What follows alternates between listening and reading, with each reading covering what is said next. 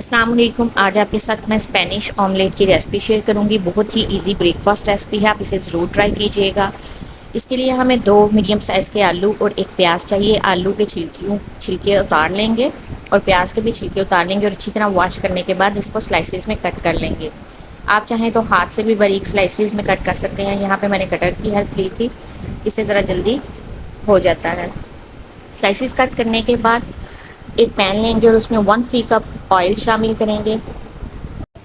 प्याज और आलू शामिल करेंगे और मीडियम टू लो फ्लेम पे कुक करेंगे जब तक आलू गल ना जाए और इनका कलर चेंज ना हो जाए।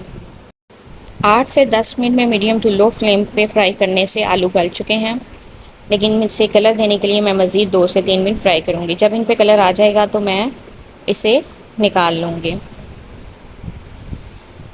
आप एक बाउल में 2 अंडे लेंगे और जो अमेज़ा आलू और प्याज का हमने फ्राई किया है वो शामिल करेंगे। अब इसमें कुछ मसाले ऐड करेंगे। 1/4 टीस्पून नमक, 1/4 चिली फ्लेक्स, 1/4 धनिया पाउडर, 1 पिंच हल्दी और 1/4 टीस्पून ही काली मिर्च का पाउडर शामिल करेंगे और पैन में से एक्स्ट्रा ऑयल निकाल लेंगे और सिर्फ 1 टेबलस्पून ऑयल रहने देंगे और उसके बाद इस मेज़े को शामिल कर देंगे। हमने मिक्सचर शामिल किया था तब फ्लेम हाई था, लेकिन जब मिक्सचर शामिल कर देंगे और चम्मच की मदद से एक जैसा फैला देंगे उसके बाद फ्लेम लो कर देंगे और 15 मिनट हम इसे स्लो फ्लेम पे कुक करेंगे। और जब एक साइड कुक हो जाएगी तो इसे प्लेट की मदद से फ्लिप कर देंगे और दूसरी साइड भी इतनी ही देर कुक करेंगे।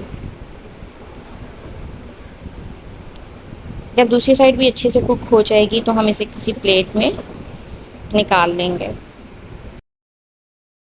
ये क्विक और इजी ब्रेकफास्ट रेसिपी है, आप इसे ज़रूर ट्राई कीजिएगा। अगर आप बच्चों को बना के देंगी तो ये उनको बहुत पसंद आएगी।